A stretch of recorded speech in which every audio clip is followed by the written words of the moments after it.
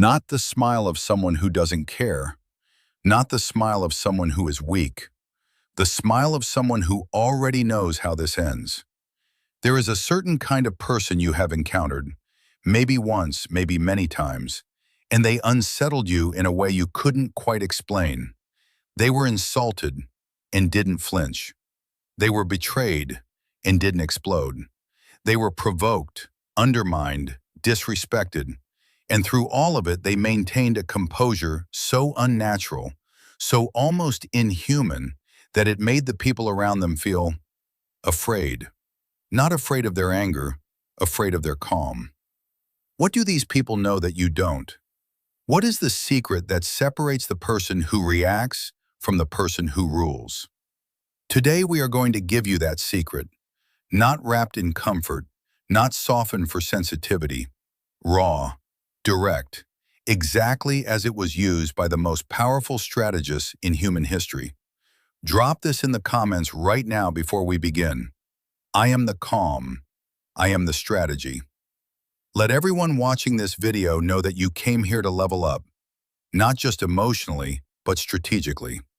Here is the uncomfortable truth that no one will tell you in your self-help books, in your therapy sessions, in your motivational seminars. Your anger is not your power. It is your enemy's greatest weapon against you. Every time you lose control, every time you raise your voice, every time you lash back, every time you let someone see that they've gotten to you, you have handed them something priceless. You have handed them leverage.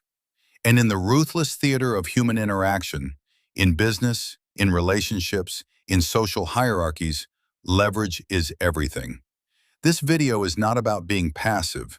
This is not about being the bigger person in some naive, moralistic sense. This is about something far more powerful. This is about learning to destroy your enemies with a smile, to win so completely, so silently, so elegantly that they don't even realize they've lost until it's already over. Let's begin. Niccolo Machiavelli, writing in 16th century Florence, a city of assassinations, political coups, and betrayal masquerading as alliance, understood something foundational about power that most modern people have completely forgotten.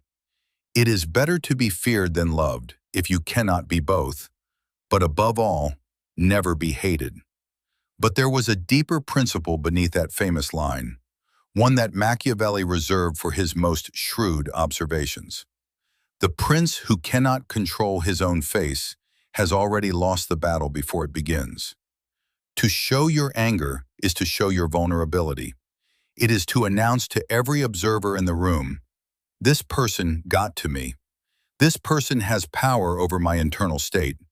And in the courts of Florence, just as in your office, your family gatherings, your social circles today, that announcement is an invitation for predators. Sun Tzu, in The Art of War, wrote, "Supreme excellence consists in breaking the enemy's resistance without fighting." Think about what that means in human terms. The person who makes you explode in anger has defeated you, without throwing a single punch, without risking anything themselves. They pushed a button. You detonated. And now everyone in the room has learned something critical about you. Your buttons exist, and they can be pushed. The strategist, the Machiavellian, has no visible buttons, or rather, they have buried them so deep behind a wall of elegant composure that no one can find them. That is supreme excellence. Robert Greene synthesized centuries of strategic wisdom into a single behavioral code for the modern world, and threaded through nearly every law is the same quiet principle. Mystery is power. Transparency is vulnerability. When you show your anger, you have stripped yourself of mystery. You have become entirely readable, entirely predictable. And a predictable person, no matter how intelligent, no matter how capable, can always be manipulated. Today we give you 7 situations where your emotions will scream at you to react, and where your greatest act of power will be to smile, to go silent, and to let your strategy speak for you when the time is right. You know this moment. The blood rises, the jaw tightens, The mind begins furiously composing a response. Something sharp, something devastating, something that will put this person back in their place immediately. Every primal instinct you have, evolved over hundreds of thousands of years of tribal social hierarchy, is screaming the same thing. Defend yourself, strike back, show them you cannot be touched like this. And that instinct feels like strength. It feels like dignity. It feels like self-respect. It is none of those things. Here is what is actually happening in that room. The moment you react with visible anger or defensiveness, you have confirmed the attack. You have told everyone watching that the blow landed, that it found something real. The aggressor, consciously or not, set a trap. The trap was simple. Provoke a reaction that makes you look unstable, emotional, or weak in front of an audience. And the audience? They don't remember what was said.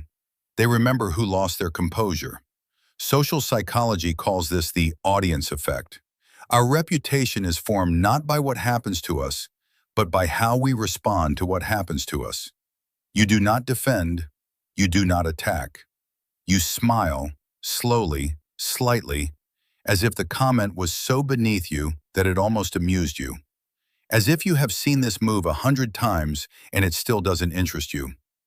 Then if you respond at all, you respond with measured calm, perhaps even with a gracious compliment toward the person, one that makes them look small without saying a single unkind word. Balthazar Gracian wrote in The Art of Worldly Wisdom, "Never contend with a man who has nothing to lose, and more importantly, never give your enemy the satisfaction of knowing they drew blood." The lies are specific enough to be damaging, and the person spreading them is smiling to your face every time they see you. Everything in you wants to confront them, publicly, loudly, to expose them, to correct the record, to force the truth into the open where everyone can see it. This feels like justice. Confronting a rumor directly is almost always a losing strategy. Here is why. The moment you make it a conflict, you have elevated it. You have given it energy. You have told the audience that this narrative bothers you enough to fight over, which, in their minds, means it might be worth investigating. There is also this. People who spread lies about others are usually skilled at one thing. They are skilled at making themselves look like the victim. The moment you go public, they reframe the story. Look how aggressive they became when I simply shared my concerns. You have just handed them a far better story. You say nothing. You do something far more lethal. You build. You show up with more excellence, more results, more undeniable competence than the lie could ever compete with. You deepen your relationships with those who matter, not by arguing your case, but by simply being undeniable. The truth doesn't need to be announced. It needs to be demonstrated. Sun Tzu. Let your plans be dark and impenetrable as night, and when you move, fall like a thunderbolt. Your response to the lie is not a speech. It is a performance of capability, of character, of quiet dominance that renders the lie irrelevant. This is a dominance test, and every social animal, human or otherwise, understands what it is on a biological level. The instinct is to immediately and forcefully reestablish dominance, to make clear right now that this behavior is unacceptable, to meet aggression with aggression and draw a line. The trap here is subtler. When you react with explosive anger to a dominance test, you reveal something crucial. You needed to react.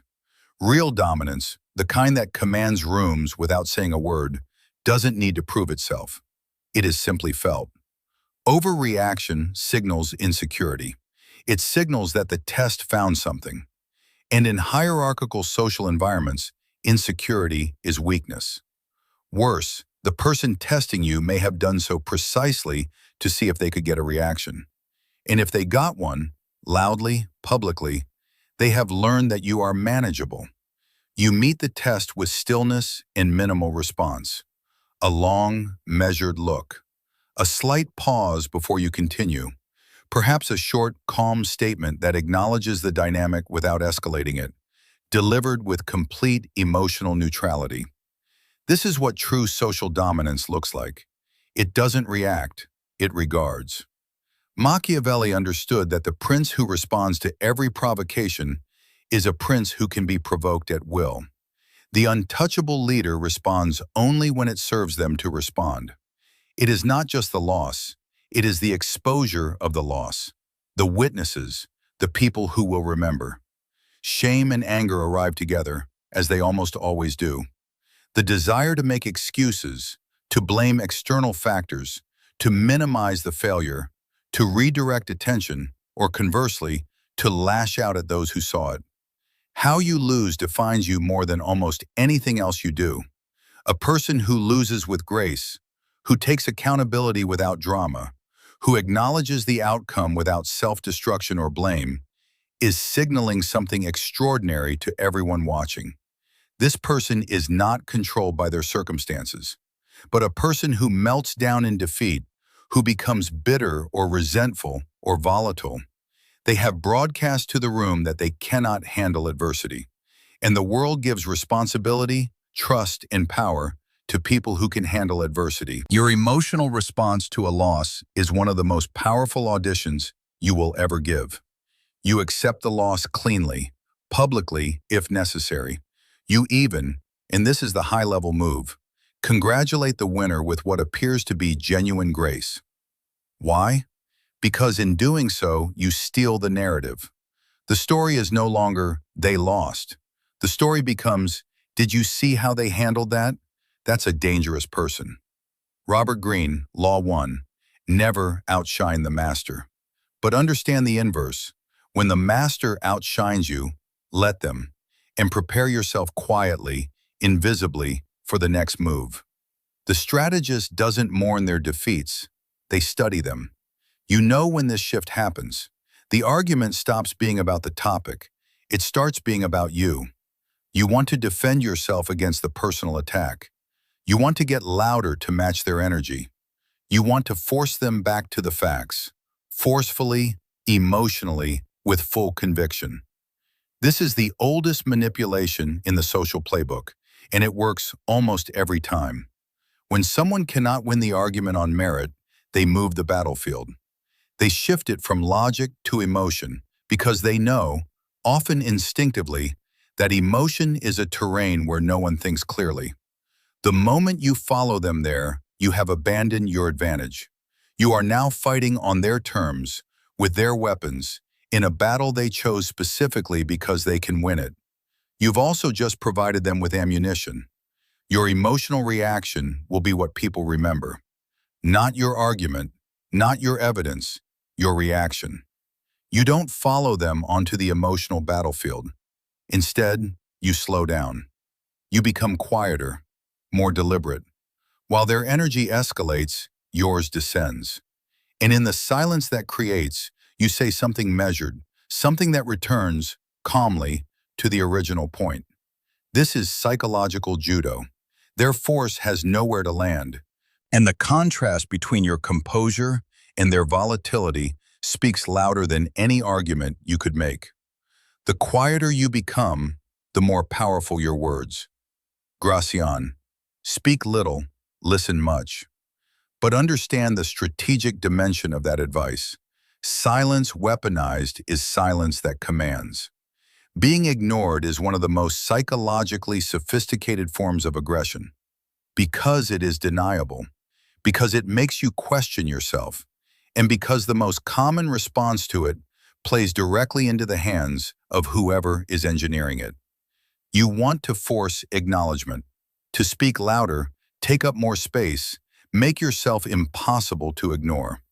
Or, alternatively, you want to withdraw in wounded silence and let your absence be felt. Both reactions confirm that the tactic is working. Both telegraph that the exclusion is affecting you, which is precisely what the architect of that exclusion wanted to see. Deliberately seeking acknowledgement from someone who is strategically withholding it is one of the most powerful ways to reduce your own social standing. It transforms you, in the eyes of the room, from a peer into a supplicant. You redirect your social energy entirely. Not noisily, not dramatically, you simply turn, with warmth, with genuine engagement, to someone else, to multiple someone else's. You build momentum in the room around the exclusion, as if it doesn't exist, as if the person ignoring you is simply a piece of furniture you don't need to interact with today. Two things happen. One, you signal to every observer that you are untouched, that your validation does not live in the hands of any single person. Two, you make the person ignoring you watch, with growing unease, as you thrive without them. Indifference, when performed with elegance, is the most devastating social response available to you. This is not a misunderstanding. This is not a conflict you can simply rise above. This person is an enemy, and the anger you feel is not irrational. It is completely justified. You want them to pay. You want them to feel what you felt. You want visible, immediate, satisfying justice. Confrontation, exposure, destruction. And part of you, the ancient, tribal, deeply human part, would find genuine relief in acting on that impulse. Here is the brutal strategic truth about revenge pursued in anger. It almost always destroys the person seeking it more than the person it targets. When you act from rage, you make mistakes. You move prematurely. You expose your hand. You give your enemy time to prepare a defense, to build a counter-narrative, to position themselves as the persecuted party. More critically, you have now made the conflict visible and personal. You have made yourself a passionate participant in a drama. And passionate participants in dramas are not perceived as powerful. They are perceived as compromised. The greatest act of revenge is not the one fueled by fury. It is the one delivered from stillness. You smile, not because you have forgiven, not because you have forgotten, because you have decided. You have chosen your moment. You have chosen your method. And that choice, made in cold blood, made in complete strategic clarity, is infinitely more dangerous than anything you could do in the heat of emotion. You continue showing up. You continue building. You continue performing at a level that makes your enemy's sabotage look ridiculous in retrospect. And when the moment to act arrives, if it arrives, you act with precision, without noise, without drama, in a way they never saw coming, because they were watching your face for anger, and your face gave them nothing. Robert Greene, Law 15, crush your enemy totally. But understand what that truly means, not in a single explosive moment of rage, but through strategic, patient, complete execution. The smile is not a mask. The smile is the message. You did not break me. You made me sharper. Let's bring this home. There are two types of people moving through this world. There is the reactor. The reactor lives in the surface layer of every situation, responsive, impulsive, emotionally transparent. When something happens to the reactor, you know it immediately. Their face tells you, their voice tells you, their behavior tells you. And because you know it, because they are completely readable, they can always be managed, always be predicted, always be controlled.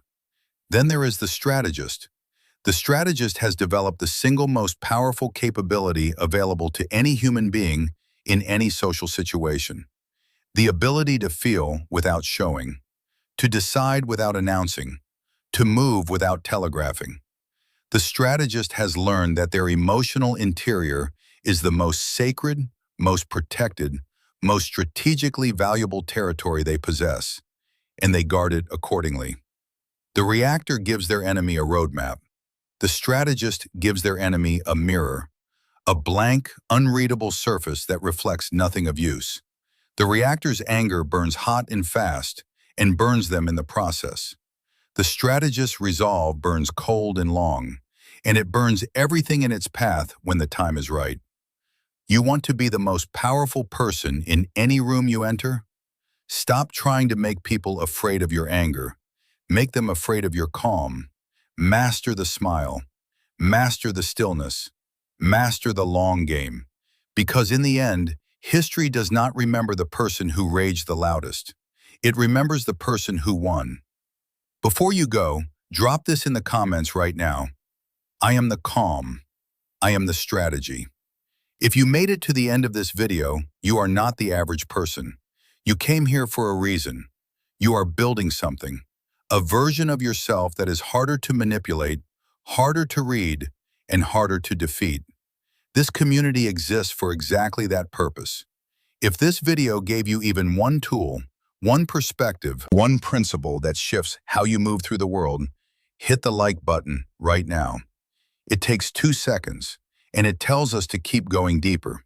Think about one person in your life, a friend, a colleague, a family member, who is letting their emotions be used against them right now. Someone who is losing battles they could win if they only understood the game they are actually playing. Send this video to them, not with a long explanation. Just send it. Let the content speak. Because sometimes the most powerful thing you can do for someone you care about is hand them a mirror and a better strategy. And if you are new here, subscribe and hit the notification bell. Every week, this channel goes deeper into the principles of power, human behavior, and psychological strategy that the most formidable minds in history understood, and that most modern people are never taught. This is not motivational content. This is psychological armor, and you are going to need it. Stay strategic, stay composed, and remember, the most dangerous smile in the room belongs to the person who has already won.